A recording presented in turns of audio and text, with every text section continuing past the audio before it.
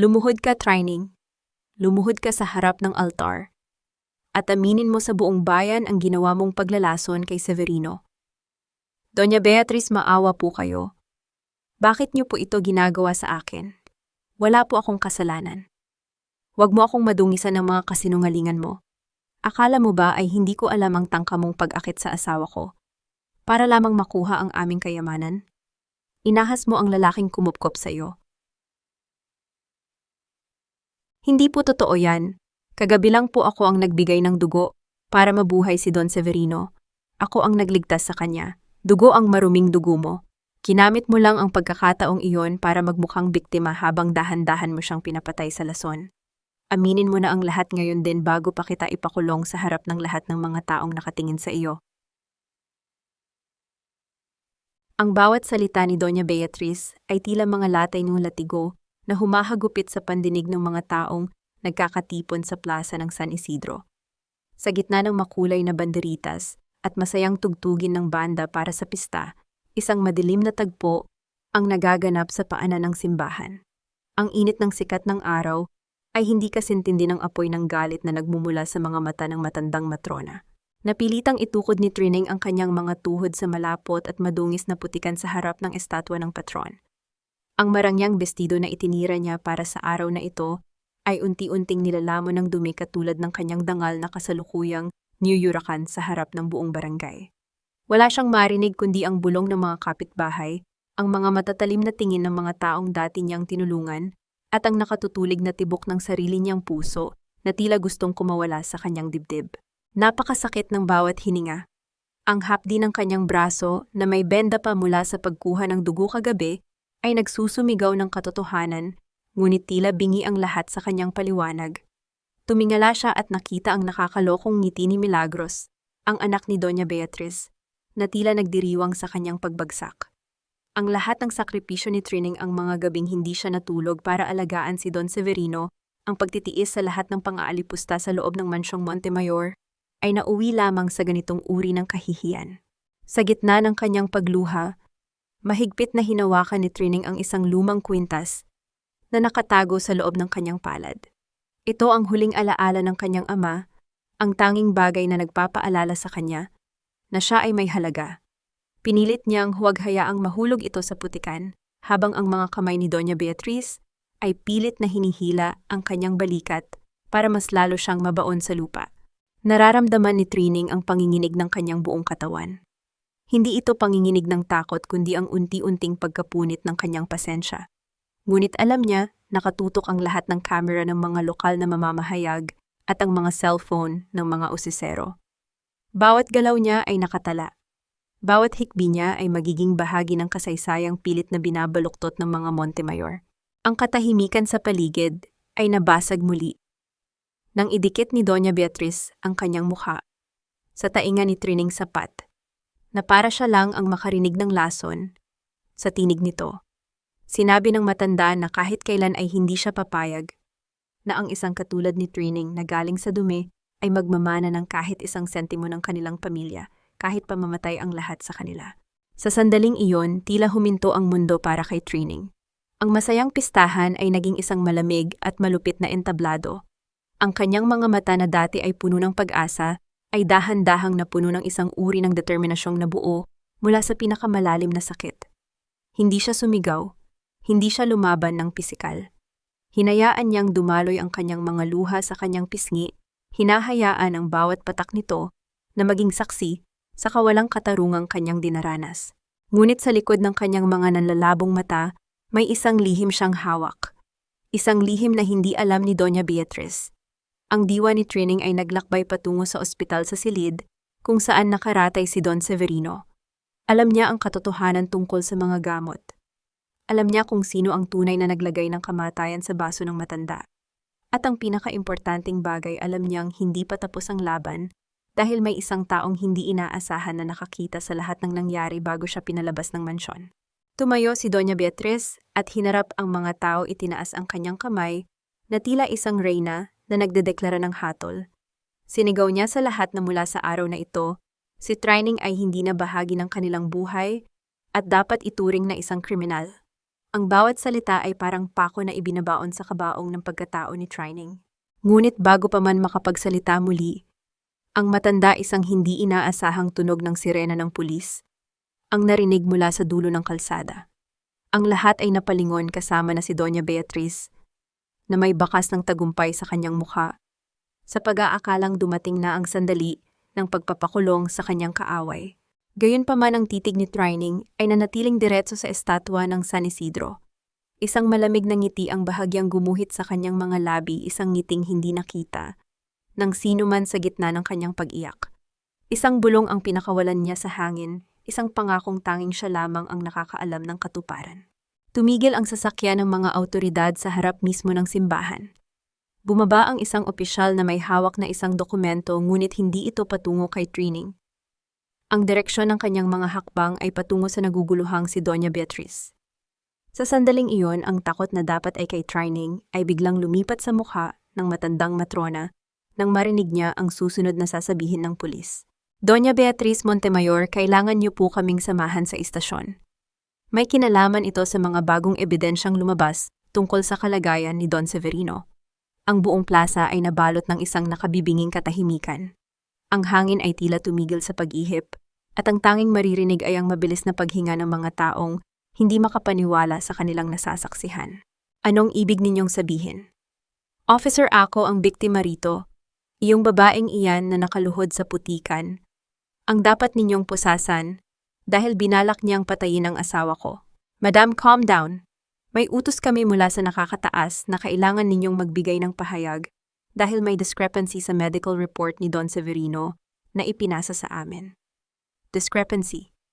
That is impossible. I have the best lawyers and doctors for my husband. Huwag ninyo akong hiyain dito sa harap ng buong San Isidro.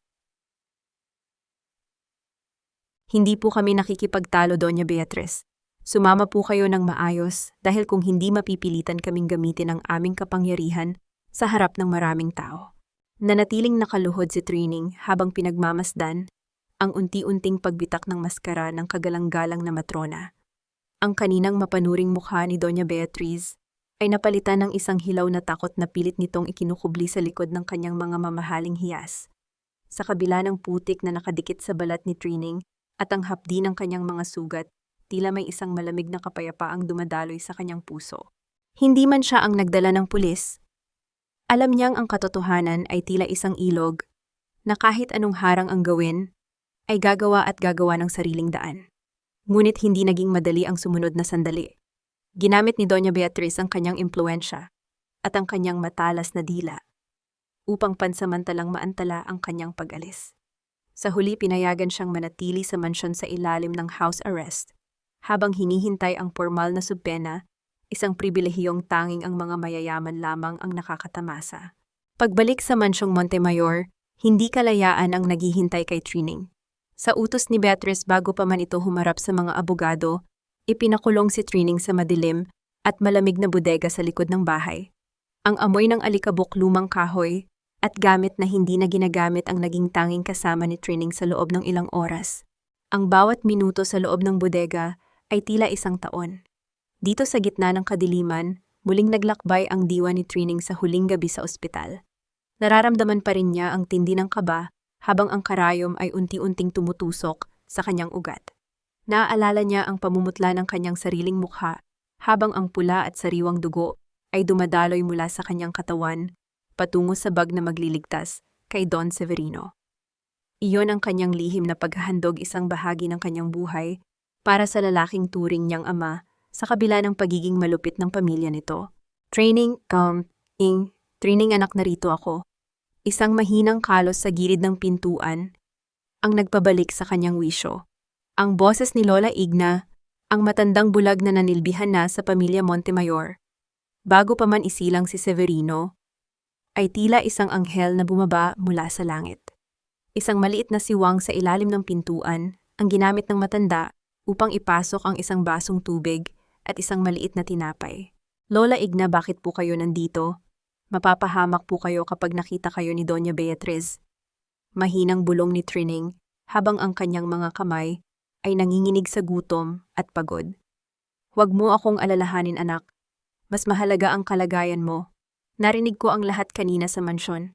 Nagwawala ang matanda dahil hindi niya makuha-kuha ang pirma ni Severino para sa paglilipat ng lahat ng ari-arian. Balisa sila dahil alam nilang gumigising na ang Don. Uminom ng tubig si Trining, nararamdaman ang lamig nito sa kanyang tuyong lalamunan. Ngunit ang balitang dinala ni Lola Igna ang mas nagbigay sa kanya ng lakas. Kung gumigising na si Severino, may pag-asa pa. Ngunit ang pag-asang iyon ay biglang napalitan ng matinding kaba nang marinig niya ang susunod na sinabi ng matanda. Mag-ingat ka, Trining. Nakita ko ang isang abogadong hindi pamilyar na pumasok sa silid ni Beatrice kanina. May dala silang mga papel na tila gustong ipapirma sa Don habang hindi pa ito tuluyang nakakapagsalita. Balak nilang gayahin ang pirma ng asawa niya. Biglang tumahimik ang paligid. Ang tanging maririnig ay ang tibok ng puso ni Trining na tila isang tambol na nagbababala ng panganib. Sa itaas ng bodega sa main hall ng mansion, narinig niya ang matutulis na tunog ng sapatos ni Doña Beatriz na tumatama sa sahig na nara. Ang bawat hakbang nito ay tila isang mabigat na pasanin na unti-unting lumalapit sa kinaroroonan ni Trining. Huminto ang mga hakbang sa tapat mismo ng pintuan ng bodega. Narinig ni Trining ang mahinang usapan ng dalawang tao sa labas. Isang tinig na pamilyar at puno ng puot ang tinig ni Beatrice, at ang isang boses ng lalaki na malamig at walang emosyon. Siguraduhin mong hindi makakalabas ang babaeng ito hanggat hindi natatapos ang lahat. Kapag nakuha na natin ang pirma, wala na siyang halaga. Kahit mabulok pa siya rito, walang makakaalam. Bukas ng umaga sa harap ng mga doktor, kailangang maging pinal ang dokumentong ito, buhay man o patay ang matanda. Napahawak si Trining sa kanyang dibdib. Ang balak nilang pandaraya ay hindi lamang pagnanakaw ng yaman, kundi pagpatay sa huling hininga ng dangal ni Don Severino. Sa dilim ng bodegang iyon, habang ang luhang kanina pa niya pinipigilan, ay muling pumatak sa kanyang pisngi, isang bagong uri ng apoy, ang nagsimulang magliyab sa kanyang mga mata. Hindi niya hahayaang mamatay ang katotohanan, kasabay ng paglubog ng araw. Huwag mong dumidumihan ang sahig na ito ng iyong mga luha, Trining. Hindi iyan nakakatulong para kuminang ang marmol. Ginagawa ko po ang lahat, Milagros, ngunit masama pa rin ang pakiramdam ko mula kagabi. Nanghihina pa po ang katawan ko. At sino ang dapat naming sisihin? Ang pagiging martir mo sa ospital. Ambisyosa ka kasi. Akala mo ba kapag binigay mo ang dugo mo magiging Montemayor ka na rin?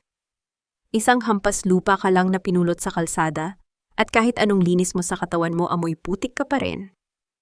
Hindi ko po hangad ang yaman ninyo. Ang tanging gusto ko lang ay ang kaligtasan ni Don Severino. Tumigil ka, nakakasuka ang pagpapanggap mo. Ngayon, bago ako mawala ng pasensya, siguraduhin mong wala kahit isang alikabok ang hagdanang ito. Kung hindi, huwag kang aasa na makakatikim ka ng hapunan. Matapos ang malupit na utos ni Milagros, naiwan si Trining na nakaluhod sa malamig na marmol na sahig ng malawak na sala. Ang bawat kuskus ng basahan ay tila humihila sa natitira niyang lakas. Ramdam niya ang matinding kirot sa kanyang braso sa mismong bahagi kung saan kinuha ang kanyang dugo kagabi. Ang benda doon ay medyo may bahid na ng natuyong pula, isang piping saksi sa kanyang sakripisyo na tila walang anumang halaga sa mga tao sa loob ng mansyong ito. Ang hangin sa loob ng bahay ay mabigat at puno ng amoy ng mamahaling floor wax at sariwang bulaklak, ngunit para kay Trining ang mansyong ito ay mas malamig pa sa isang libingan. Pinagmamasdan niya ang mga larawan ng pamilya Montemayor na nakasabit sa dingding, ang mga ngiting tila nakaukit sa ginto, habang sa likod ng mga iyon ay nakatago ang mga pusong kasing tigas ng bato. Sa gitna ng kanyang pagtatrabaho, narinig niya ang tunog ng pagkabasag. Isang mamahaling florera na gawa sa kristal ang dahan-dahang gumulong sa paanan ni Milagros. Alam ni Trining na hindi niya iyon nasagi dahil malayo siya sa kinaroroonan ng dekorasyon. Ngunit ang mabilis na paglingon ni Milagros at ang mapanuksong kislap sa mga mata nito ay sapat na para malaman ni Trining na isang bitag na naman ang nakalatag. Mabilis na dumating si Doña Beatriz. Mula sa kusina, ang mukha ay tila isang bagyo na handang sumabog. Hindi na nito hinintay ang anumang paliwanag. Sa isang iglap naramdaman ni Trining ang hapti ng isang malakas na sampal na nagpalingon sa kanyang mukha. Ang lasa ng dugo ay agad na humalo sa kanyang laway habang ang kanyang paningin ay bahagyang nagdilim. Pinagbintangan siya ng mag-ina na sinadya niyang basagin ang florera dahil sa paghihigante.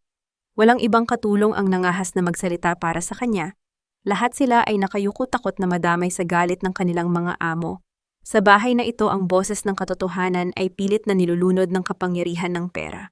Nang sumapit ang gabi sa halip na makakain ng maayos, binigyan lamang si Trining ng isang maliit na mangkok ng kanin na may kaunting sabaw ng asin. Habang ang pamilya Montemayor ay nagpapakasasa sa litson at iba't ibang putahe sa kanilang hapag, nanara si Trining ay nakaupo sa isang sulok ng madilim na kusina, tila isang anino na hindi pinapansin ng sinuman. Sa gitna ng kanyang kalungkutan, isang kakaibang kilos ang napansin ni Trining kay Milagros. Habang ang lahat ay abala sa pagkain, nakita niyang mabilis na kumuha ang dalaga ng isang maliit na botelya mula sa loob ng kanyang mamahaling bag at uminom ng 2 pirasong tableta na kulay asul. Ang pag-aalinlangan at ang tila pagiging balisa ni Milagros ay hindi nakaligtas sa mapanuring mga mata ni Trining. Alam niyang may itinatago ang anak ni Beatriz, isang lihim na hindi alam kahit ng sarili nitong ina. Pagkatapos ng hapunan, inutusan si Trining na ilabas ang mga basura mula sa silid ni Doña Beatriz. Habang bitbit ang itim na plastic bag, isang bagay ang tumama sa kanyang kamay mula sa loob nito. Dahil sa kuryosidad, dahan-dahan niyang binuksan ang supot sa ilalim ng malamig na liwanag ng buwan sa likod bahay. Doon sa gitna ng mga ginamit na tissue at papel, natagpuan ni Trining ang mga piraso ng isang notebook na tila pinunit ng may matinding galit. Nang pagdugtong-dugtungin niya ang mga ito, nanlaki ang kanyang mga mata. Iyon ang mga pahina ng nawawalang medical diary ni Don Severino, ang talaan ng bawat gamot na ibinibigay sa matanda araw-araw. At sa huling pahina, may nakasulat na isang pangalan ng gamot na hinding-hindi kailangan ng isang taong may sakit sa puso, isang lason na dahan-dahang nagpapatigil sa tibok ng buhay ni Severino. Trining, tama na ang pag-iyak. Hayaan mong tulungan kita. Hindi habang buhay ay hahayaan nating tapakan nila ang ating pagkatao. Caridad, ikaw lang ang tanging nakakaunawa sa akin dito. Salamat dahil hindi mo ako pinababayaan sa kabila ng lahat. Magtiwala ka sa akin. Alam kong mahalaga sa iyo ang mga lupain ng mga magsasaka sa San Isidro. Gagawin ko ang lahat para makuha natin ang mga dokumentong iyon mula kay Mommy. Sabay tayong aalis sa impyernong ito. Natatakot ako, Caridad. Baka kapag nalaman ni Doña Beatriz na kinakalaban natin siya, hindi na tayo makalabas ng buhay. Huwag kang mag-alala. Ang mahalaga ay magkasama tayo. Hindi ba't nangako tayo sa isa't isa na magiging malaya rin tayo balang araw? Sa gitna ng masukal at madilim na hardin sa likod ng mansyon, ang 2 dalaga ay tila mga aninong nagtatago sa ilalim ng malamig na liwanag ng buwan. Isang lumang kahoy na upuan ang nagsilbing saksi sa kanilang lihim na pag-uusap. Kinuha ni Caridad ang isang suklay mula sa kanyang bulsa at dahan-dahang sinimulang ayusin ang gulo-gulong buhok ni Trining. Ang bawat hagod ng suklay ay tila isang haplos ng kapatid na matagal nang kinauuhawan ni Trining. Sa sandaling iyon, naramdaman ni Trining ang isang uri ng kapayapaan na bihira niyang malasap. Ang bawat hibla ng kanyang buhok na inaayos ni Caridad ay nagbibigay sa kanya ng pag-asa na hindi lahat ng tao sa pamilya Montemayor ay may pusong bato. Ang init ng kamay ni Caridad sa kanyang balikat ay tila isang baluti laban sa lahat ng sakit na idinulot ni Doña Beatriz at Milagros. May ipapakita ako sa iyo, mahinang sabi ni Trining habang kinukuha ang mga piraso ng papel na natagpuan niya sa basura. Ito ang mga pahina mula sa medical diary ni Don Severino. Caridad, nilalason nila ang Don. Ang gamot na nakasulat dito ay hindi para sa puso. Pinapatay nila ang asawa ni Doña Beatriz sa harap mismo ng ating mga mata. Kitang-kita ang gulat at takot sa mga mata ni Caridad. Nanginginig ang kanyang mga daliri habang hinahawakan ang mga punit na papel. Alam ni Trining na malaki ang panganib na dala ng mga dokumentong ito, ngunit sa paniniwala niyang si Caridad ang kanyang tanging kakampi, ibinigay niya ang lahat ng kanyang tiwala. Ipinangako ni Caridad na itatago niya ang mga ito sa isang ligtas na lugar kung saan hindi kailanman makikita ng kanyang ina. Nag-usap pa sila tungkol sa kanilang mga pangarap, ang nais ni Trining na makabalik sa pagtuturo sa mga bata sa probinsya at ang hangarin ni Caridad na malaman ang katotohanan tungkol sa kanyang tunay na pagkakakilanlan. May isang sandali ng tawanan, isang kilig na dulot ng pangarap na maging malaya. Na tila ba ang pader ng mansyon ay gumuho na at sila ay malaya nang lumilipad sa malawak na langit. Ngunit ang katahimikan ng gabi ay nabasag ng maramdaman ni Caridad ang isang panginginig sa loob ng kanyang bulsa. Isang device ang nagbibigay ng hudyat. Mabilis na nagbago ang ekspresyon sa kanyang mukha. Ang kaninang init ng kanyang haplos ay tila biglang naging yelo. Tumayo siya at sinabing kailangan na niyang bumalik sa loob dahil baka hinahanap na siya ni Doña Beatriz. Hindi mapakali si Trining nang maiwan siyang mag-isa sa dilim. Ang hanging umiihip ay tila may dalang masamang balita. Hindi siya nakatulog ng gabing iyon. Pagsapit ng hating gabi nang ang buong mansyon ay nababalot na ng nakabibinging katahimikan, dahan-dahang lumabas si Trining mula sa bodega. Ang kanyang mga hakbang ay tila mga bulong sa sahig na nara. Nais lamang niyang tingnan kung maayos ang kalagayan ni Caridad, ngunit sa dulo ng pasilyo malapit sa opisina ni Doña Beatriz, nakita niya ang isang pamilyar na anino. Ang pintuan ng opisina ay bahagyang nakabukas at mula sa loob ay lumalabas ang isang manipis na sinag ng ilaw. Ang kanyang puso ay tila tumigil sa pagtibok nang makita niya si Caridad. Hindi ito ang Caridad na nag-ayos ng kanyang buhok kanina. Ang dalaga ay nakatayo sa harap ng mesa ni Doña Beatriz at sa kanyang mga kamay ay hawak niya ang mismong mga dokumento at medical diary na ipinagkatiwala ni Trining sa kanya. Walang anumang tunog ng pagsigaw o pag-iyak, ngunit ang bawat galaw ni Caridad habang iniabot ang mga papel sa kanyang ina ay tila isang patalim na dahan-dahang ibinabaon sa likod ni Trining. Ang mga bulong ng kataksilan ay mas malakas pa sa anumang hiyaw at sa sandaling iyon, nalaman ni Trining na ang tanging sandata na mayroon siya ay naging mitya ng kanyang sariling kamatayan. Naghahanap ka ba ng kung ano, Trining? Bakit tila hindi mapakali ang mga mata mo ngayong umaga? Wala po, Doña Beatriz. Sinisiguro ko lang po na malinis ang bawat sulok ng kusina gaya ng utos ninyo. Talaga ba? O baka naman may hinahanap kang mga papel na akala mo ay magliligtas sa'yo? You're so naive, Trining. Akala mo ba ay makakalusot ka sa pamamahay ko gamit ang mga basurang iyon? Hindi ko po alam ang sinasabi ninyo, madam. Huwag ka nang magmalinis. Isang maling galaw mo pa at sisiguraduhin kong hindi lang putik ang kakainin mo. Ngayon dalhin mo ang basong ito kay Severino at huwag kang magkakamaling itapon ang laman niyan. Ang malamig na tinig ni Doña Beatriz ay nanunuot hanggang sa mga buto ni Trining habang hawak niya ang isang baso ng gatas na tila normal naman ang hitsura. Ngunit sa likod ng puting likido, alam ni Trining na may nakatagong kamatayan. Matapos ang pagkakanulo ni Caridad kagabi, bawat hininga ni Trining sa loob ng mansyon ay tila hiram na lamang. Ang tiwala niya ay durog na at ang tanging natitira ay ang kanyang instinto na mabuhay para sa katotohanan. Pagkaalis ni Beatriz, dahan-dahang binitawan ni Trining ang baso sa ibabaw ng lababo. Nanginginig ang kanyang mga kamay. Lumingon siya sa paligid at nakita ang matatalim na tingin ng driver na si Mang Carding mula sa pinto ng kusina. Alam niyang binabantayan ang bawat kilos niya. Tila siya isang ibon na nakakulong sa hawla habang hinihintay ang paghila ng gatilyo. Sa gitna ng kanyang takot, dahan-dahang lumapit si Trining sa basurahan, kung saan niya natagpuan ang mga punit na papel kahapon. Wala na ang mga iyon, ngunit may napansin siyang isang maliit na botelya ng gamot na nakatago sa ilalim ng mga balat ng prutas. Walang label ang botelya, ngunit ang kakaibang amoy nito, isang amoy na tila bulok na bakal, ay nagpapatunay sa kanyang hinala. Ito ang gamot na nagpapabagal sa tibok ng puso ni Don Severino hanggang sa mauwi ito sa tila natural na atake. Pumunta siya sa silid ni Don Severino sa ilalim ng mapanuring mata ng mga bodyguard. Ang matanda ay nakahiga, walang kibo at tila isang estatwang gawa sa papel. Ang bawat mahinang pag-angat ng dibdib nito ay tila isang panawagan para sa tulong na tanging si Trining lang ang nakakarinig. Habang naglilinis sa ilalim ng kama ng Don, isang maliit na bagay ang tumama sa kanyang daliri. Isang piraso ng kahoy na butil, isang Hatchoy Mankoy rosary bead na pagmamay-ari ni Severino. Tila ba ang butil na iyon ay isang mensahe mula sa langit na hindi pa siya dapat sumuko.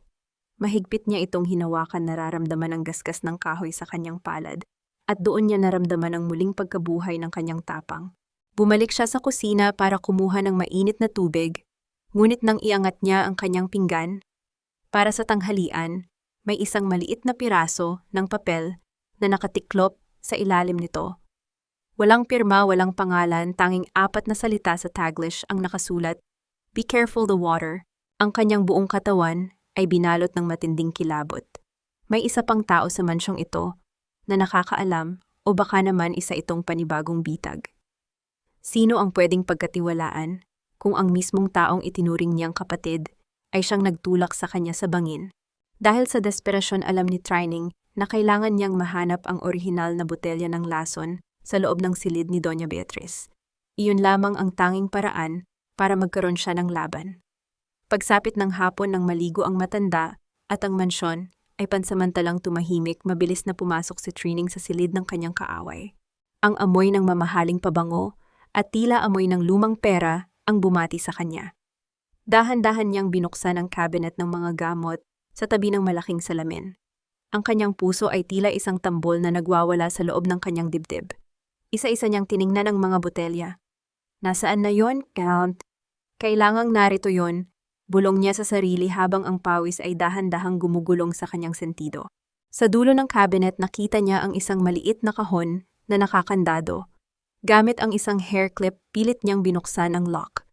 Ang bawat tunog ng bakal na tumatama sa bakal ay tila isang sigaw sa katahimikan ng silid. Nang bumukas ang kahon, tumambad sa kanya ang 3 botelya ng lason na kapareho ng amoy na natagpuan niya sa kusina. Ngunit bago pa man niya mahawakan ang ebidensya, isang pamilyar at nakakangilong tunog ng pagpihit ng doorknob ang narinig niya. Sabi ko na nga ba hindi ka lang basta katulong, isa kang magnanakaw na may balak na masama. Nanigas ang buong katawan ni Trining. Dahan-dahan siyang lumingon at nakita si Doña Beatriz na nakatayo sa pinto, suot ang isang mapanuyang ngiti, habang sa likod nito ay nakatayo ang 2 bodyguard na tila handang pumatay sa isang utos lang ng kanilang amo. Huli ka, Trining, akala mo ba ay hindi ko mapapansin ang panghihimasok mo sa sarili kong silid? Madam, nagkakamali po kayo. Hindi ako nagnanakaw. Ang mga botelyang ito ang dahilan kung bakit hindi gumagaling si Don Severino. Ang lakas ng loob mong baligtarin ang sitwasyon. Magnanakaw ka na sinungaling ka pa. Akala mo ba ay maniniwala ang sinuman sa mga imbento mong kwento? Nagsasabi ako ng totoo. Narito ang lason na dahan-dahang pumapatay sa asawa ninyo. Nakita ko ito sa inyong cabinet. Lason niyan ay mga bitamina para sa akin. Pero dahil sa ginawa mo, sisiguraduhin kong sa kangkungan ka pupulutin. Caridad, pumasok ka rito at sabihin mo sa babaeng ito ang nararapat niyang malaman. Nanigas ang buong pagkatao ni Trining nang bumukas ang pinto at iluwan nito si Caridad. Ang dalagang itinuring niyang tanging sandigan ay dahan-dahang lumapit, ngunit walang bakas ng habag sa mga mata nito. Hawak ni Caridad ang mismong notebook na ipinagkatiwala ni Trining sa kanya, ang notebook na dapat ay magliligtas sa kanila, ngunit ngayon ay tila naging hatol ng kamatayan para sa kanyang dangal. Caridad, sabihin mo sa kanila. Sabihin mo ang totoo. Pagmamakaawa ni Trining ang kanyang tinig ay nanginginig sa gitna ng namumuong luha. Tumingin si Caridad kay Doña Beatriz, bago ibinaling ang paningin kay Trining. Walang emosyon ang kanyang mukha, tila isang estatwang gawa sa yelo. I'm sorry, Trining, pero hindi ko na kayang itago ang totoo. Madam, narito po ang lahat ng ebidensya na si Trining ang nagpaplano ng lahat ng ito. Siya ang kumuha ng mga gamot ni Don Severino at binalak na palitan ang mga ito ng lason para manahin ang bahagi ng ari-arian. Ang bawat salita ni Caridad ay tila isang matalim na kutsilyo na dahan-dahang hinihiwa ang puso ni Trining. Hindi siya makapaniwala. Ang haplos sa kanyang buhok kagabi, ang mga pangako ng kalayaan, ang mga ngiting akala niya ay tapat, lahat pala ay bahagi ng isang malaking dula-dulaan. Ang sakit ng pagkakanulo ay mas matindi pa kaysa sa anumang sampal na natanggap niya. Kinaladkad si Trining pababa ng hagdan patungo sa malawak na sala ng mansyon. Doon sa harap ng lahat ng mga katulong at tauhan ng pamilya Montemayor, muling isinagawa ni Doña Beatriz ang kanyang ritual ng pagpapahiya. Ipinakita niya ang mga dokumentong binago na ang nilalaman mga peking sulat na nagsasabing tinitipon ni Trining ang mga gamot para lasunin ng Don. Tingnan ninyong mabuti ang babaeng ito. Pinakain, pinatira at itinuring na pamilya, ngunit ahas pala ang aming inalagaan. Sigaw ni Doña Beatriz, habang ang bawat mata sa paligid ay nakatitig kay Trining na may halong pandidiri at galit. Isang malakas na sampal mula kay Milagros ang nagpabagsak kay Trining sa sahig. Nararamdaman niya ang init ng kanyang dugo na humahalo sa kanyang mga luha. Sa gitna ng kanyang pagkalugmok, nakita niya si Caridad na nakatayo sa likod ni Beatriz. Hawak ang isang sobre, ang presyo ng kanyang pagkakanulo, ang kanyang tunay na birth certificate na matagal na niyang hinahanap. Lumayas ka sa pamamahay ko. Huwag na huwag kang magpapakita sa amin kahit kailan. At kung susubukan mong bumalik, sisiguraduhin kong sa kulungan ang tuloy mo. Ang huling hiyaw ni Beatrice bago ipinag-utos sa mga bodyguard na itapon si Trining sa labas. Kasabay ng pagbukas ng malaking pinto ng mansyon ay ang biglang pagbuhos ng malakas na ulan. Tila nakikiramay ang langit sa bigat ng nararamdaman ni Trining. Itinapon siya sa kalsada, ang kanyang mga gamit ay nagkalat sa putikan. Ang bawat patak ng ulan ay tila humahagupit sa kanyang sugatang balat. Tumayo si Trining dahan-dahan at may panginginig. Kahit basang-basa at sugatan, hindi niya hinayaang tuluyang gumuho ang kanyang balikat. Tumingin siya pabalik sa mansyong dati, ay itinuring niyang tahanan, ngunit ngayon ay tila isang malaking halimaw na lumamon sa kanyang buhay. Ang kanyang puso ay punong-puno ng pait, ngunit sa gitna ng dilim at lamig, may isang maliit na bahagi ng kanyang diwa ang nagsasabing hindi pa rito nagtatapos ang lahat. Naglakad siya palayo, ang bawat hakbang ay tila isang pakikipagbuno sa matinding panghihina. Ang pandinig niya ay unti-unting nababalot ng ingay ng malakas na ulan hanggang sa ang kanyang paningin ay magsimulang magdilim. Sa gilid ng kalsada, bago siya tuluyang mawalan ng malay, narinig niya ang tunog ng gulong ng isang sasakyan na humihinto sa kanyang tapat. Isang anino ang dahan-dahang lumapit sa kanya, isang figurang hindi niya makilala sa gitna ng madilim na gabi. Naramdaman niya ang isang mainit na kumot na bumabalot sa kanyang nilalamig na katawan at isang malakas na braso na bumuhat sa kanya. Bago tuluyang lamunin ng kadiliman ang kanyang malay, isang pamilyar na amoy ng tuyong dahon at lumang libro ang humaplos sa kanyang pang-amoy, isang amoy na tila nagmula sa kanyang nakaraan. "Gising ka na ba, anak? Huwag kang biglang bumangon, baka magdilim muli ang paningin mo."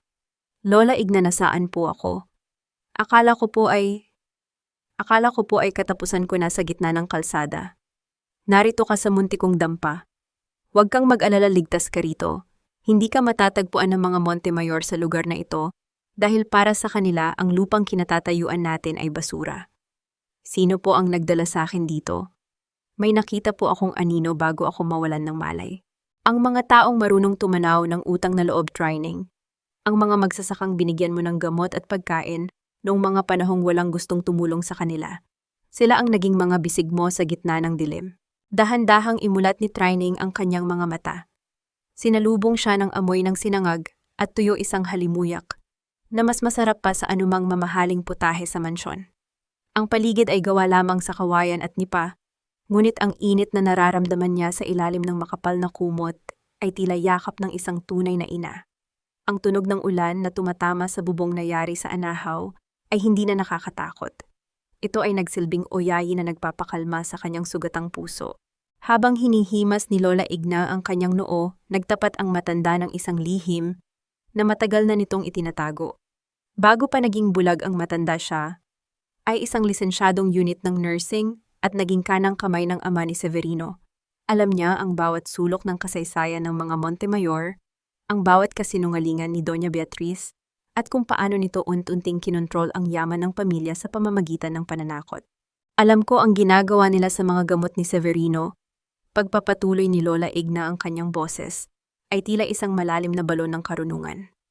"Hindi lang ikaw ang nakapansin, anak. Ngunit ikaw lang ang may sapat na tapang para harapin sila. Huwag mong isiping talo ka na dahil pinalayas ka. Minsan kailangang lumabas sa kuta ng kaaway upang makita ang kabuuan ng digmaan." Sa labas ng dampa, dahan-dahang nagdatingan ng ilang mga residente ng barangay. Hindi sila mayayaman, ngunit bawat isa sa kanila ay may dalang munting alay, isang baso ng gatas, ilang pirasong itlog at mga sariwang gulay. Nakita ni Trining ang kislap ng pag-asa sa kanilang mga mata. Sa unang pagkakataon sa loob ng maraming taon, naramdaman ni Trining na hindi siya isang ulila. Siya ay bahagi ng isang pamilyang hindi nabibili ng pera, isang pamilyang binuo ng malasakit at pagmamahal. Habang kumakain si Trining ng mainit na lugaw na inihanda ng mga kapitbahay, isang bata ang lumapit sa kanya at nag-abot ng isang maliit na lukot na papel.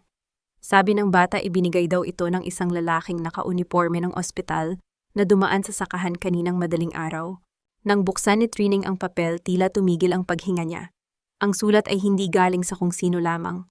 May mga simbolong nandoon na tanging sila lamang ni Don Severino ang nakakaalam, mga markang madalas nilang gamitin kapag naglalaro sila ng chess noong bata pa siya. Ang mensahe ay malinaw: Ang agila ay gising na ngunit ang kanyang mga pakpak ay nananatiling nakatiklop. Naintindihan agad ni Trenning ang ibig sabihin nito. Si Don Severino ay nagkamalay na ngunit pinipili nitong magpanggap na paralisado at hindi nakakapagsalita upang malaman ang tunay na kulay ng mga tao sa paligid niya. Isang matalinong hakbang mula sa isang lalaking binalakpatayin ng sariling asawa. Lola Igna, kailangan kong makapasok sa ospital. Determinadong sabi ni Trenning habang ang kanyang mga kamay ay mahigpit na nakahawak sa tasa ng tsaa. May living will na inihanda si Don Severino bago pa siya atakihin. Nakatago iyon sa isang lugar na ako lang ang nakakaalam. Kung makuha ko iyon, mawawalan ng bisa ang lahat ng dokumentong pinipeke ni Doña Beatriz. Ngunit sa gitna ng kanilang pagpaplano, isang mabilis na katok sa pinto ang nagpatigil sa kanilang pag-uusap. Isang lalaking humihingal ang pumasok, ang mukha ay puno ng takot. Training, Lola Igna. Papunta rito ang mga tauhan ni Doña Beatriz May, nagsumbong na narito ka. Sinusunog nila ang mga dampa sa kabilang kanto para takutin ang mga tao. Nanigas si Training, ngunit ang takot ay agad na napalitan ng puot. Hindi niya hahayaang madamay ang mga taong kumupkop sa kanya. Ngunit bago pa man siya makakilos, isang pamilyar na tunog ng makina ng sasakyan ang huminto sa tapat ng dampa ni Lola Igna. Isang itim na sasakyan na may madilim na salamin ang naghihintay. Bumukas ang bintana ng sasakyan at isang boses ng lalaki malalim at puno ng awtoridad ang nagsalita. Sakay na, Training, wala na tayong oras. Kung gusto mong iligtas si Don Severino, kailangan mong magtiwala sa akin ngayon din. Sino ka? Bakit mo ako tinutulungan? At paano mo nalaman ang kinaroroonan ko? Hindi ito ang tamang oras para sa mga tanong, Training. Ang mahalaga ay ang pangakong binitawan ko kay Don Severino bago siya tuluyang mawalan ng malay sa harap ng kanyang pamilya. Kilala mo ang Don, isa ka ba sa mga tauhan ni Doña Beatriz? Huwag mo akong itulad sa mga ganid na yon. Ako si Dr. Arvin, ang assistant ng kanyang main physician. Ako ang tanging nakakita kung paano kanya tinitingnan nang may pagtitiwala noong gabing ibigay mo ang iyong dugo. At ako rin ang nakakita sa tunay na resulta ng kanyang toxicology report na pinalitan ni Beatriz. Habang humaharurot ang sasakyan palayo sa naglalagablab na dampa sa San Isidro, naramdaman ni Training ang mabilis na pagtibok ng kanyang puso. Ang ungol ng makina ng sasakyan ay tila isang babala sa katahimikan ng gabi, isang hudyat na wala na siyang balikan. Tumingin siya sa bintana at nakita ang anino ng mansyong Montemayor. Sa malayo, isang toreng ginto na nakatayo sa ibabaw ng mga kasinungalingan. Dinala siya ni Dr. Arvin sa isang maliit na apartment malapit sa ospital. Doon mabilis silang kumilos. Binigyan siya ng isang puting uniforme ng nurse, isang face mask, at isang pekeng ID. Sa harap ng salamin, halos hindi makilala ni Training ang kanyang sarili. Ang pagod at pait sa kanyang mga mata ay natatakpan ng determinasyon. Hindi na siya ang biktima. Siya na ngayon ang magiging multo na hahabol sa konsensya ng mga Montemayor. Ang mga pasilyo ng ospital ay tila mahahabang galamay ng isang halimaw, malamig, maputla at puno ng amoy ng gamot na humahalo sa amoy ng kamatayan. Bawat hakbang ng sapatos ni Training sa makintab na sahig ay tila isang bulong ng kaba. Nang makarating siya sa pintuan ng intensive care unit, hinarang siya ng isang bodyguard, ngunit dahil sa tulong ni Dr. Arvin, mabilis siyang nakapasok bilang bahagi ng night shift. Sa loob ng silid, tanging ang mahinang tunog ng heart monitor, ang maririnig, isang ritmong nagpapatunay na may buhay pa sa loob ng nanghihinang katawan ni Don Severino. Dahan-dahang lumapit si Training. Ang kanyang mga kamay ay nanginginig habang hinahawakan niya ang malamig at kulubot na kamay ng matanda. Don Severino, narito na po ako. Mahinang bulong ni Training, ang kanyang tinig ay halos hindi marinig sa gitna ng katahimikan. Nakita ni Training ang dahan-dahang paggalaw ng mga talukap ng mata ng matanda. Nang tuluyan itong bumukas, nakita niya ang linaw at talino sa mga mata ni Severino, isang katibayang hindi pa ito tuluyang sumusuko. Sa isang iglap, bahagyang pinisil ng matanda ang kanyang daliri, isang lihim na senyas na nagdulot ng init sa buong pagkatao ni Training. Gamit ang kanyang mga mata, itinuro ni Severino ang isang maliit na bitak sa ilalim ng kanyang higaan. Doon nakatago ang isang maliit na USB drive na balot ng plastic. Iyon ang huling sandata, ang mga ebidensya ng korupsyon, ang mga lihim na pag-uusap na nai-record ng Don bago siya atakihin, at ang original na living will na magpapabagsak sa kaharian ni Beatriz. Habang maingat na kinukuha ni Trining ang USB, narinig niya ang malalakas na boses mula sa labas ng silid. Ang tunog ng mararahas na hakbang ng sapatos ay papalapit. Ang boses ni Milagros ay nangingibabaw puno ng pagmamadali at galit. I don't care about the protocols. I want to see the patient's records now. May nag-access ng files ni Papa kaninang madaling araw at siguradong hindi iyon autorisado. Nanigas ang buong katawan ni Trining. Mabilis niyang itinago ang USB sa loob ng kanyang medyas. Tumingin siya sa monitor at nakitang bumibilis ang tibok ng puso ni Severino dahil sa kaba. Kailangan niyang lumabas, kailangan niyang tumakas bago pa bumukas ang pinto at maging huli ang lahat. Ngunit bago siya makakilos, naramdaman niya ang isang bagay sa kanyang bulsa, ang susi na ibinigay ni Lola Igna bago siya sumakay sa sasakyan. Ang susi na ayon sa matanda ay galing kay Caridad. Isang palaisipan kung bakit ito ibinigay ng taong nagkanulo sa kanya, ngunit wala na siyang oras para mag-isip. Bumukas ang pinto ng marahas. Ang liwanag mula sa pasilyo ay tumama sa mukha ni Trining na nakayuko at nagpapanggap na nag-aayos ng dextrose. Pumasok si Milagros na may hawak na tablet, ang kanyang mga mata ay nanlilisik habang tinitingnan ang bawat sulok ng silid. Ikaw nurse, bakit ngayon ka lang nag-check ng vitals at nasaan ang attending physician? Sigaw ni Milagros habang dahan-dahang lumalapit sa kinaroroonan ni Trining. Ang bawat segundo ay tila isang oras. Ang kamay ni Milagros ay akmang hahablot sa braso ni Trining para harapin ito nang biglang tumunog ang isang malakas na alarm mula sa kabilang silid na naging dahilan para magkagulo ang mga nurse sa labas at pansamantalang maabala ang atensyon ng lahat. Ang silid pulungan ng Montemayor Group of Companies ay nababalot ng isang uri ng lamig na hindi nagmumula sa aircon, kundi sa kasakiman ng mga taong nakaupo sa paligid ng mahabang mesang nara. Sa gitna ng talakayan nakatayo si Doña Beatriz, suot ang isang eleganteng itim na terno na pinalamutian ng mga gintong alahas. Ang kanyang mukha ay puno ng kasinungalingang kapakumbabaan habang pinagmamasdan ang mga board member na tila mga manikang tumatango sa bawat salitang lumalabas sa kanyang bibig. Members of the board, as you can see from the medical report signed by our private physicians, my husband, Don Severino, is no longer capable of making sound decisions for the corporation. As his legal wife and appointed proxy, I am now taking full control of his shares and approving the immediate sale of the San Isidro lands. Isang mabilis na ngiti ng tagumpay ang gumuhit sa mga labi ni Milagros habang iniaabot ang mga panulat sa mga shareholder.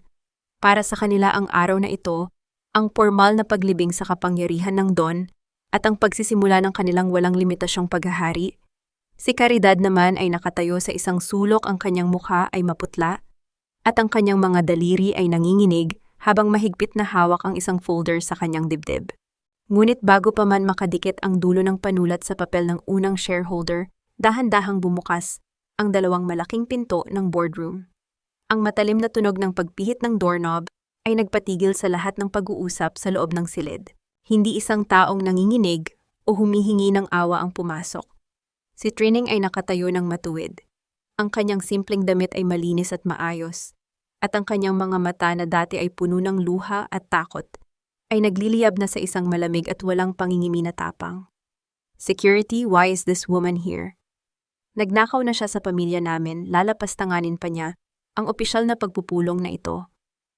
Sigaw ni Milagros habang ang kanyang mukha ay namumula sa matinding galit. Huwag mong dumidumihan ang kamay mo sa akin, Milagros, at huwag kayong mag-alala. Doña Beatriz, hindi ako naparito para makiusap o humingi ng awa sa inyo, malamig at dahan-dahang sagot ni Trining. Ang kanyang boses, bagaman mahinahon, ay may taglay na awtoridad na nagpatahimik sa buong silid. Naparito ako para ibigay sa inyo ang official statement ng tunay na may-ari ng korporasyong ito. Tinitigan ni Trining si Beatriz ng diretso sa mga mata.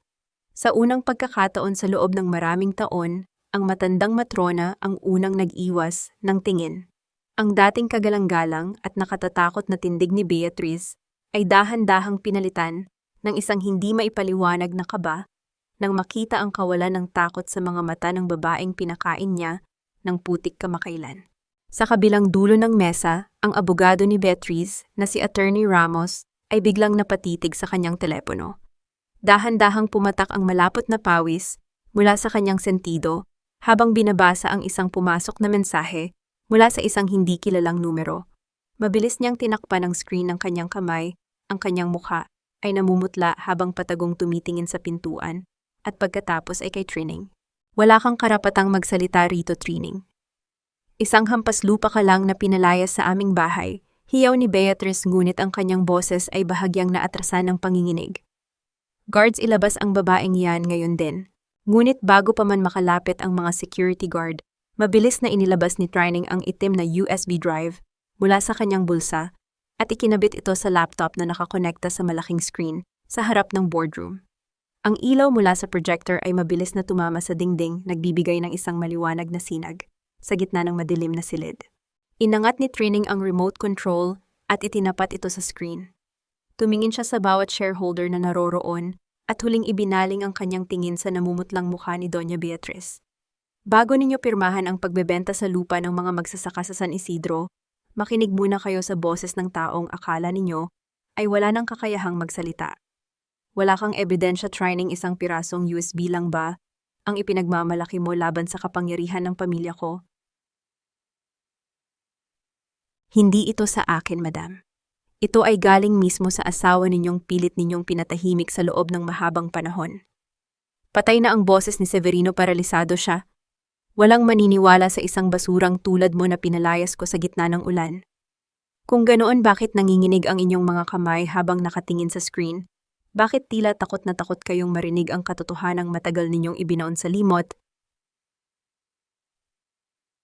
Sa isang dahan-dahang pagpindot ni Trining sa remote control, nagkaroon ng buhay ang malaking screen sa harap ng lahat. Ang puting liwanag mula sa projector ay tumama sa gitna ng boardroom at ang bawat bulong at mabilis na paghinga ng mga shareholder ay tila isang malakas na hangin na dumaan sa loob ng silid. Tumambad sa screen ang isang malinaw na video feed mula sa ospital. Ngunit hindi ito ang nanghihinang Severino na inaasahan ng lahat. Nakaupo ang Don suportado ng mga unan at sa tabi niya ay nakatayo si Dr. Arvin, kasama ang isang opisyal mula sa National Bureau of Investigation at isang pamilyar na abogado, ang dating personal na tagapayo ni Severino na akala ni Beatriz ay matagal na niyang napaalis sa bansa. Makinig kayong lahat. Ang boses ni Don Severino ay mahina paos ngunit puno ng isang uri ng awtoridad na tila galing sa kabilang buhay. Ako si Severino Montemayor at ang babaeng nasa harap ninyo ngayon, si Trining, ay ang tanging tao na nagligtas sa aking buhay habang ang sarili kong asawa ay dahan-dahang naglalagay ng lason sa aking bawat baso ng gamot. Isang nakabibinging katahimikan ang bumalot sa silid. Ang bawat mata ay lumingon kay Doña Beatriz, na sa pagkakataong iyon ay tila nawalan ng lahat ng dugo sa kanyang mukha. Ang kanyang panga ay nanginig, at ang kanyang mga daliri na kanina ay mahigpit na humahawak sa mamahaling panulat ay dahan-dahang bumitaw hanggang sa mahulog ang pen sa sahig nang walang anumang ingay. Nagpatuloy ang video. Ipinakita ni Severino ang mga toxicology report na hindi pa napapakialaman ni Beatriz at ang mga recording ng mga pag-uusap sa loob ng mansion kung saan hayagang pinaplano ni Beatriz at Milagros ang paglilipat ng mga ari-arian habang ang Don ay nasa ilalim ng impluwensya ng malakas na sedatives. Hindi totoo yan, pineke ang video na iyan. Isang malaking kasinungalingan ang lahat ng ito. Sigaw ni Milagros habang pilit niyang sinusubukang abutin ang laptop upang patayin ang screen, ngunit mabilis siyang hinadlangan ng dalawang board member na tila nagising na mula sa kanilang pagkakatulog. Sa gitna ng kaguluhan, dahan-dahang tumayo si Caridad. Ang kanyang mukha ay basang-basa ng luha at ang folder na kanina pa niya yakap-yakap ay dahan-dahan niyang inilatag sa ibabaw ng mesa. Kinuha niya ang isang recorder mula sa loob nito at inilagay sa harap ng mga shareholder. Patawarin mo ako, Trining. Patawarin mo ako. Hikbi ni Caridad, ang kanyang tinig ay tila isang sugatang ibon. Hindi ko na kayang mabuhay sa kasinungalingan. Madam Beatriz, narito ang recording ng gabi kung saan inutusan niyo akong palitan ang mga ebidensya ni Trining ng mga peking dokumento kapalit ng aking birth certificate. Pero mali ako. Ang dangal ko ay hindi kailanman mabibili ng kahit anong papel. Ang tunog ng recording ay pumailan lang sa silid, ang boses ni Beatriz na puno ng puot at pag-uutos, ang boses na tila isang lason na kumalat sa bawat sulok ng mansyong Montemayor. Sa sandaling iyon, ang maskara ng kagalang-galang na matrona ay tuluyan ng nadurog. Ang mga shareholder ay nagsimulang tumayo, ang kanilang mga mukha ay puno ng pandidiri at galit. Ang mga bulong ng pagtataksil ay naging mga sigaw ng paniningil. Doña Beatriz ay napaupo sa kanyang upuan, ang kanyang mga mata ay nanlilisik habang nakatitig kay Trining na tila nais siyang patayin sa pamamagitan lamang ng tingin. Akala mo ba ay nanalo ka na, Trining? Akala mo ba ay hahayaan kitang makuha ang lahat ng pinaghirapan ko para sa pamilyang ito? Mabilis at pabulong na sabi ni Beatriz habang dahan-dahang bumubukas ang malaking pinto ng boardroom. Pumasok ang mga opisyal ng pulisya, ang tunog ng kanilang mabibigat na sapatos sa marmol na sahig ay tila isang martilyo na nagpapako sa kapalaran ni Beatriz. Lumapit ang isang opisyal at inilahad ang warrant of arrest. Ngunit bago pa man mahawakan ng mga pulis ang kanyang braso, mabilis na kinuha ni Beatriz ang isang maliit na gunting na pang-opisina mula sa ibabaw ng mesa. Itinutok niya ito sa sarili niyang leeg, ang kanyang mga mata ay nagpapakita ng isang uri ng kabaliwan na dulot ng matinding pagkatalo. Ang lahat ay napaatras, ang hangin sa silid ay tila naging yelo sa tindi ng tensyon. Bitawan mo ang gunting na yan. Beatriz, huwag mong tapusin ang buhay mo sa harap ng maraming tao para lamang takasan ang kahihiyan. Kahihiyan. Ikaw ang nagdala sa akin dito, Trining. Ikaw ang sumira sa pamilyang binuo ko ng may dugo at pawis. Hinding-hindi ako susuko sa isang katulad mo. Wala ka ng pamilyang ipinaglalaban, madam. Tingnan mo ang mga anak mo, maging sila ay hindi na kayang tumingin sa iyong mga mata. Patawarin mo kami, mommy. Pero sapat na ang lahat ng kasinungalingang ito. Hindi ko na kayang makita ang isa pang tao na masaktan dahil sa ating kasakiman. Ang nanginginig na kamay ni Doña Beatriz ay dahan-dahang bumaba, habang ang gunting ay nahulog sa sahig, lumikha ng isang matunog na ingay sa gitna ng katahimikan. Ang kanyang mga mata na dati ay puno ng apoy, ay biglang naging maputla at walang buhay, tila isang bituin na tuluyan ng nawalan ng ningning.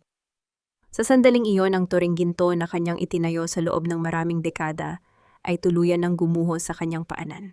Isang malamig na tunog ng bakal na sumasara sa kanyang mga pulso ang naging hudyat ng pagtatapos ng kanyang paghahari.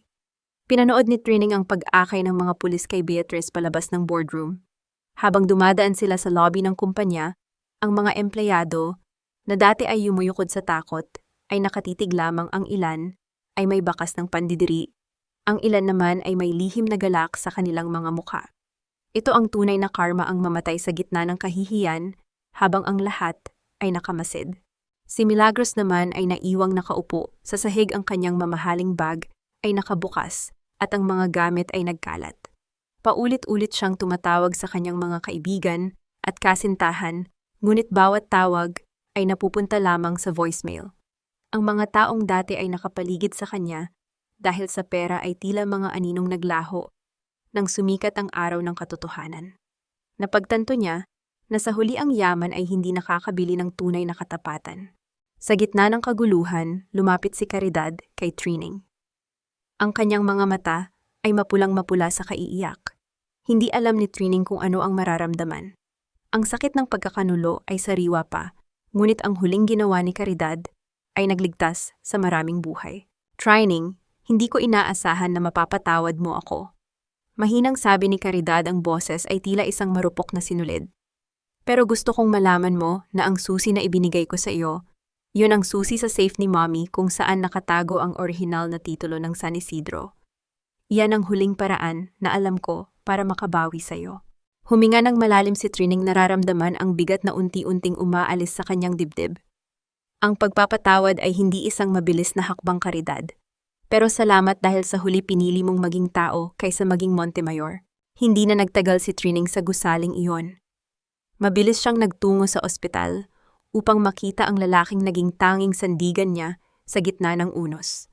Ang silid ni Don Severino ay nababalot ng isang kakaibang katahimikan, isang katahimikang hindi na nakakatakot, kundi puno ng kapayapaan. Dahan-dahang lumapit si Trining at hinawakan ang kamay ng matanda. Dilat ang mga mata ni Severino at nang makita niya si Trining, isang mahinang ngiti ang gumuhit sa kanyang mga labi. Alam na ng Don ang nangyari. Ang kanyang mga mata ay tila nagsasabing maaari na siyang magpahinga dahil ligtas na ang lahat. Don Severino, Tapos na po. Nabawi na natin ang dangal ng pamilya at ang lupa ng mga magsasaka, bulong ni Trining habang ang mga luha ng kagalakan ay dahan-dahang dumadaloy sa kanyang pisngi. Naramdaman ni Trining ang huling mahinang pisil ng Don sa kanyang kamay. Ang monitor sa gilid ay nagsimulang maglabas ng isang mahaba at tuloy-tuloy na tunog na nagpapahiwatig na ang huling hininga ni Severino ay pinalaya na. Hindi sumigaw si Trining. Sa halip dahan-dahan niyang iniyuko ang kanyang ulo at hinalikan ang noo ng matanda bilang huling pamamaalam. Namatay si Severino na may bitbit na panalo, isang panalo laban sa kasamaan at isang panalo para sa babaeng itinuring niyang tunay na anak. Habang inilalabas ang katawan ni Severino, tumayo si Trining sa bintana ng ospital. Pinagmasdan niya ang paglubog ng araw, ang bawat kulay ng langit ay tila isang paalala na bawat gabi ay may kasunod na umaga. Ang sakit ay naroon pa rin, ngunit ang pag-asa ay mas matimbang na ngayon. Bago siya umalis, may isang maliit na kahon na iniabot ang nurse sa kanya. Sabi nito bilin daw iyon ni Severino bago ito mawalan ng malay noong unang gabi. Nang buksan ni Trining ang kahon, nakita niya ang isang lumang susi at isang maliit na sulat na may nakasulat na isang address sa probinsya. Sigurado ka na ba sa desisyon mo, Trining? Ang mansyong ito, ang lahat ng lupain at ang kayamanang iniwan ni Don Severino ay sapat na para mamuhay ka na parang isang reyna habang buhay. Salamat, Attorney Ramos, pero ang tunay na kayamanan ay hindi nasusukat sa laki ng bahay o sa dami ng pera sa bangko. Ang kalayaang nararamdaman ko ngayon ay mas mahalaga kaysa sa anumang gintong titulo. Pero saan ka pupunta? Wala kang kahit anong itinira para sa sarili mo. Ibinigay mo ang lahat sa mga magsasaka at sa pundasyon. Babalik po ako kung saan nagsimula ang lahat. Doon sa maliit na dampa sa dulo ng San Isidro, kung saan ang amoy ng lupa at ang simoy ng hangin ay hindi nabubura ng kasinungalingan. Doon ako ay simpleng Trining lamang at iyon ang sapat na para sa akin. Ang sikat ng araw sa umagang iyon ay tila isang malambot na kumot na yumayakap sa balat ni Trining habang nakatayo siya sa harap ng malaking gate ng mansyong Montemayor. Hawak niya ang huling dokumento na naglilipat ng pagmamay-ari ng mansyon upang gawing isang sentro para sa mga batang ulila at mga biktima ng pang-aabuso. Ang bawat pirma niya sa mga papel na iyon ay tila pagtanggal ng isang mabigat na kadena na matagal nang pumupulupot sa kanyang pagkatao. Dahan-dahan niyang binitawan ang mga susi ng mansyon sa kamay ng abogado. Ang tunog ng bakal na tumama sa palad nito ay tila isang huling hudyat ng kanyang paglaya.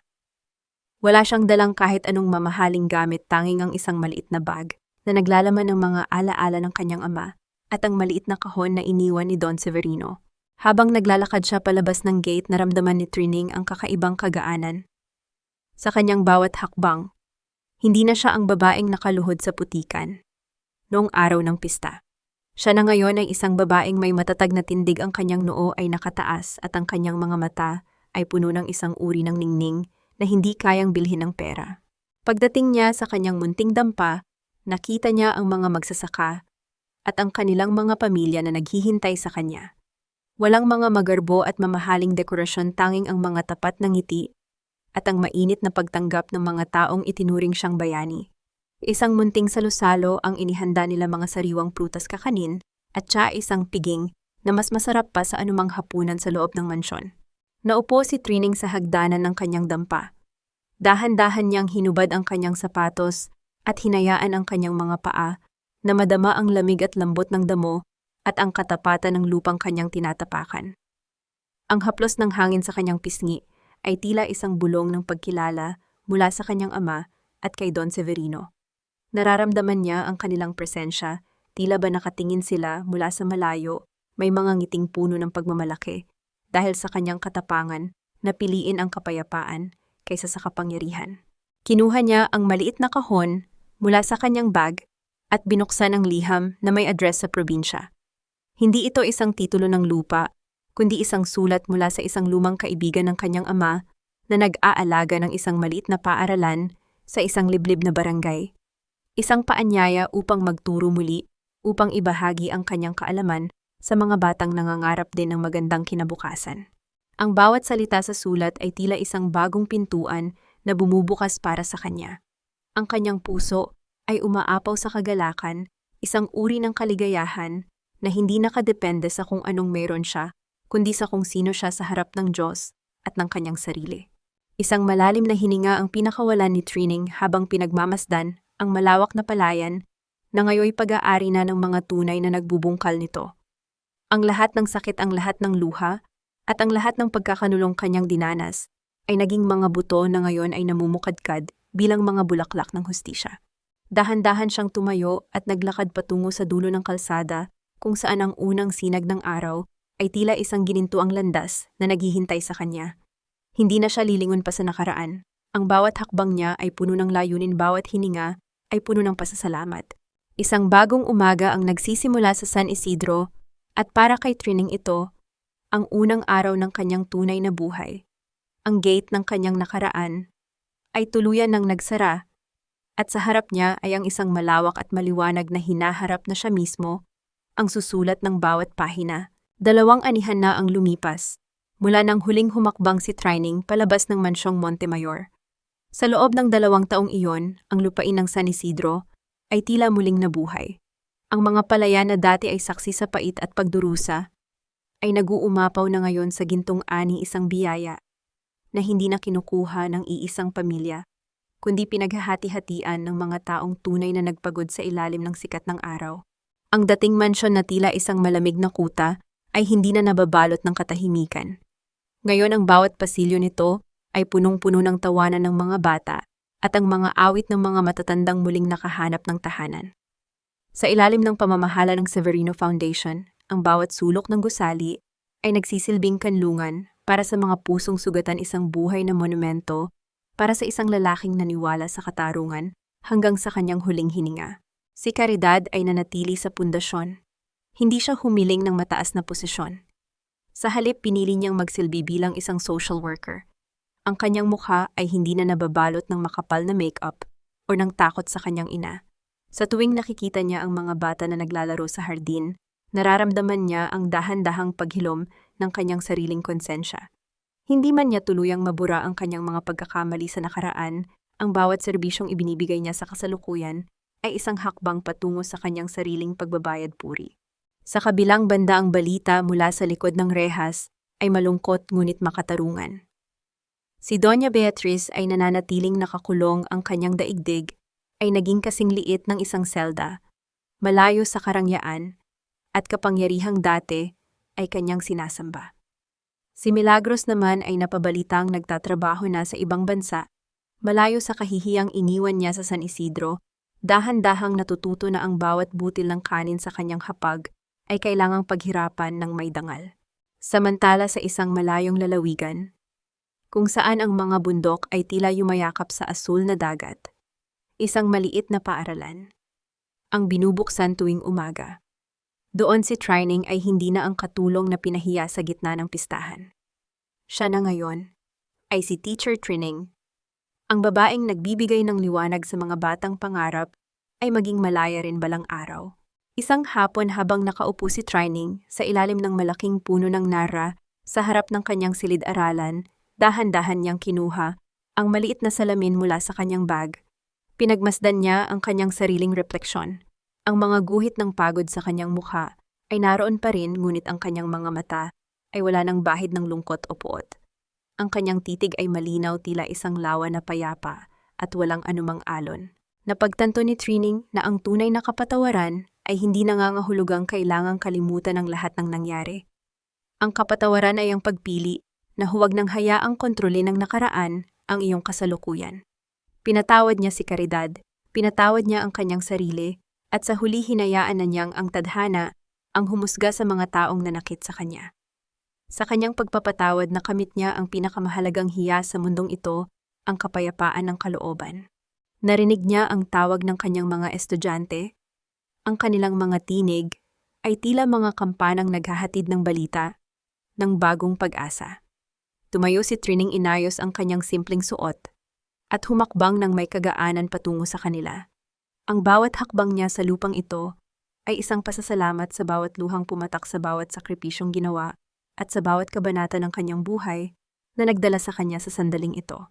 Ang kwento ni Trining ay hindi nagtatapos sa isang gintong corona, kundi sa isang puso na muling natutong magmahal ng walang takot. Natutunan niya na ang dangal ay hindi nabibili ang katotohanan, ay hindi kayang ilibing ng pera, at ang pinakamagandang tahanan ay ang lugar kung saan malaya kang maging ang iyong sarili. Habang ang araw ay dahan-dahang lumulubog sa likod ng mga bundok, isang malalim na katahimikan ang bumalot sa buong lalawigan. Isang katahimikang hindi na nagsasabi ng sakit, kundi isang pangako na bukas muling sisikat ang araw ng mas maliwanag, mas mainit at puno ng bagong pag-asa para sa lahat.